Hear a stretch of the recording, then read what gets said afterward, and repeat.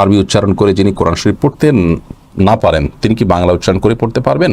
আমি একজন software engineer, আমি যদি সুদের হিসাব করার সফটওয়্যার বানিয়ে বিক্রি করি আর তারা সেটা ব্যবহার করে তাহলে কি আমার সুদের পাপ হবে? কাফনের কাপড় নাকি দরদাম করে কেনা যায় না, কতটা শরীয়তসম্মত? বাবা মা রাজি না হওয়া সত্ত্বেও দিনদারিতা দেখে পছন্দ করা কোনো মেয়েকে বিয়ে করলে কি তাতে বাবা মার অবাধ্যতা করা হবে? মসজিদে না গিয়ে নিয়মিত নিজের ওয়াইফের সাথে ঘরে জামাতে নামাজ আদায় করা কি সঠিক হবে?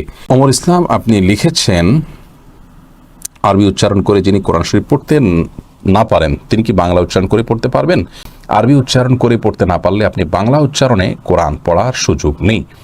কারণ হলো বাংলা বা পৃথিবীর যে কোনো ভাষায় আপনি আরবির উচ্চারণ যদি করতে যান তাহলে সেটা বিকৃত হয়ে যাবে, আর কোরআন কারীমের বিকৃতি ঘটতে পারে। এভাবে কোরআন কারীমের তেলাওয়াত করা উচিত নয়। আপনি আরবিটাই যতটুকু সম্ভব শুদ্ধ করার চেষ্টা করবেন, শেখার চেষ্টা করবেন। আল্লাহ রাব্বুল আলামিন তার জন্য আপনাকে জাযা দিবেন। এমনকি আপনি বেঁধে বেঁধে আটকে যদি পড়েন তাতেও ইনশাআল্লাহ আপনি দায়মুক্ত হয়ে যাবেন এবং সওয়াব পাবেন আল্লাহ তাআলার কাছে, বরং কোনো হাদিসে অনুযায়ী ডবল সওয়াব পাবেন। এজন্য আরবিতে আপনি পড়বেন এবং আপনার সাধ্যের সবটুকু দিয়ে আপনি শুদ্ধ করার চেষ্টা করবেন। একেবারে শতভাগ পারফেক্ট না হলে কোনো অসুবিধা নেই, এটা নিয়ে খুব অরিড হওয়ার কারণ নেই। তবে বাংলা উচ্চারণের সাহায্য নেবেন না, প্রয়োজনে অর্থ সহকারে কোরআন পড়বেন। এরপরে তাহিনুর আলম সিদ্দিকী আপনি লিখেছেন, আমি একজন সফটওয়্যার ইঞ্জিনিয়ার, আমি যদি সুদের হিসাব করার সফটওয়্যার বানিয়ে বিক্রি করি আর তারা সেটা ব্যবহার করে তাহলে কি আমার সুদের পাপ হবে?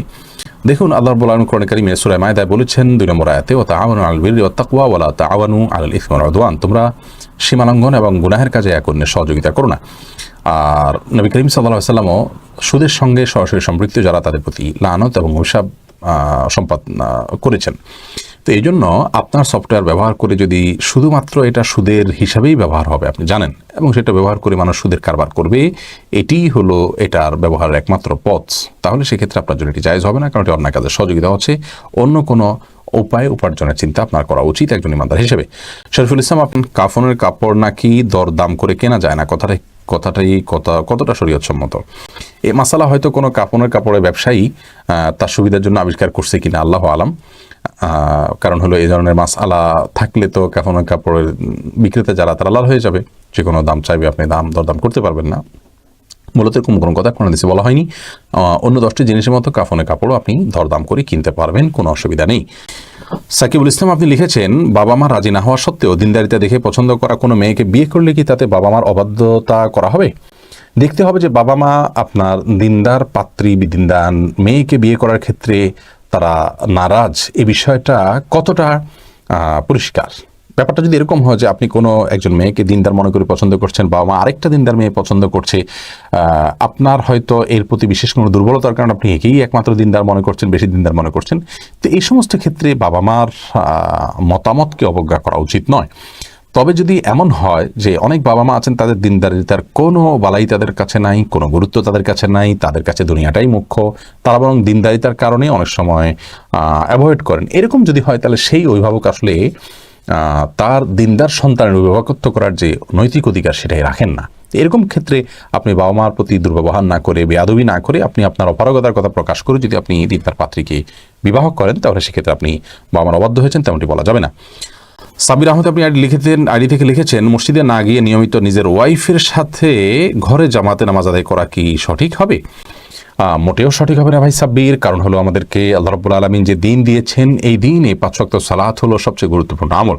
আর এই 5 ওয়াক্ত সালাত পুরুষদের জন্য মসজিদে গিয়ে সালাত আদায় করার নির্দেশনা আমাদেরকে দেওয়া হয়েছে। নবী সাল্লাল্লাহু আলাইহি ওয়াসাল্লাম বলেছেন 3 ব্যক্তি যাদের ব্যাপারে আল্লাহ রাব্বুল আলামিন নিজে জামিন এবং জিম্মাদার হয়ে যান, তাদের মধ্যে এক ব্যক্তি হলেন ওই ব্যক্তি যে মসজিদে যাতায়াত করে সালাত আদায় করার জন্য। অন্য এক হাদিসে নবী আলাইহিস সালাম বলেছেন, আলা আদুল্লুকুম আলা মা ইয়ামহুল্লাহু বিল খাতায়া ওয়া ইয়ারফাউ বিহিদ দারাজাত, আমি তোমাদেরকে এমন আমলের কথা বলে দিব না যে আমলের কারণে আল্লাহ তাআলা তোমাদের মর্যাদা বৃদ্ধি করবেন এবং তোমাদের ভুল ত্রুটি এগুলোকে মাফ করে দিবেন। সেই প্রশ্নের পর সাহাবীরা বলেছে, অবশ্যই বলি রাসূলুল্লাহ। তখন নবী সাল্লাল্লাহু আলাইহি ওয়াসাল্লাম যে আমলগুলোর কথা বলেছেন তার মধ্যে একটা আমল হলো মসজিদে যে ঘন ঘন যায়। তো মসজিদে যাওয়া, মসজিদে গিয়ে সালাত আদায় করার জন্য নির্দেশ আমাদেরকে দেওয়া হয়েছে। আর জামাতের আয়োজনটা মসজিদে হবে পুরুষদের জন্য, এতেই জামাতের যে উদ্দেশ্য সেটা সাধিত হবে।